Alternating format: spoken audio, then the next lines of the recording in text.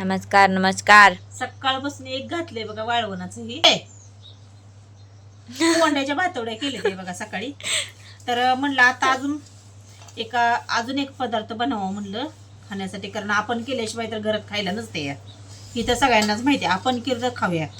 तर बघा 1 किलो पोहे आणलेत बघा मी. पोहे तर ही पोहे आता छान असं 2-3 पाण्याने धुवून घ्यायचं आणि थोडं 1-10 मिनिटं असंच पाण्यात ठेवून द्यायचं.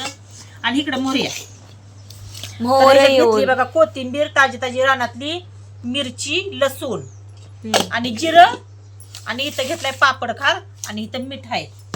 तर पहिलं तर बघा मी हे आधी स्वच्छ 2-3 पाण्याने धुवून आणती बाहेर ना आता. ओके. हा तर मिरच्या बारीक करून घे. मिरच्या बघा आता ही 2-3 पाण्यानं स्वच्छ धुवून घेतलं या. त्यात पाणी कशाला ठेवलं इतकं? मग भिजाय तर पाहिजे किती. भिजलंय ना? मग भिजलंय असं पाक मळून घ्यायचंय पाक सगळं आता हे. त्याचं पीठ. हो पाणी लय राहिलंय हा. काढायचं आता त्याला पिळून. पाणी काढायचं नाही, पाणी पिळून काढायचंय. मी ठेवलं या ना. मी काय म्हणलं पाणी पिळून काढायचं की मग तसं ठेवून घेऊन की त्याचं. तर हे सगळं बघा मी आता पिळून घेते बघा आता हे. हा आता ह्याच्यात बारीक करून घेतलं आपण. बघलं आता असं सगळं काय बारीक करून घ्यायचं. आता पाणी काढून घ्यायचं त्याच्यातलं. बघा आपण आता सगळं पिळून घेतलं बघा, त्यातलं पाणी ही राहिलेलं सगळं आता. आणि त्यात आता टाकून घ्यायचं. ती काय टाकलं होतं मग? मिरची, लसूण आणि कोथिंबीर बारीक केलेलं ना, ती टाकून घ्यायचं ह्याच्यात. जसं तुमच्या आवडीनुसार लागतं. जसं कोणाला तिखट, मी कारण मिरची टाकणारच नव्हती, पण म्हणलं थोडंसं जरा तिखट ही चांगलं लागतं म्हणून टाकावं म्हणलं. मोठी पाटी घ्यायची की जरा. 1 चमचा पापड खार टाकूया आपण ह्याच्यात.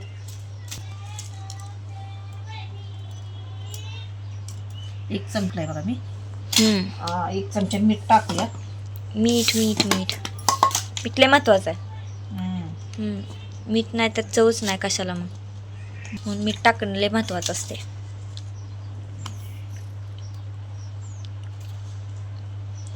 तुम्हाला जसं चवीपुरतं मीठ लागते तसं टाकायचं. 2 चमचे तर टाकूया आधी.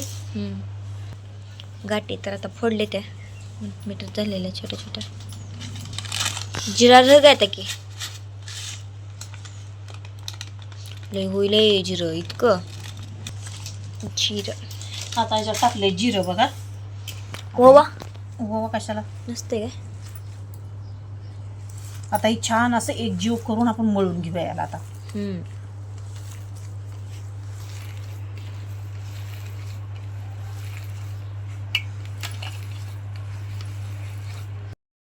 हो का आपला झाला गोळा मळून गोळा. हो असं पाक पीठ करावं लागतं ह्याचं, तरी होतंय बघा ह्याचं.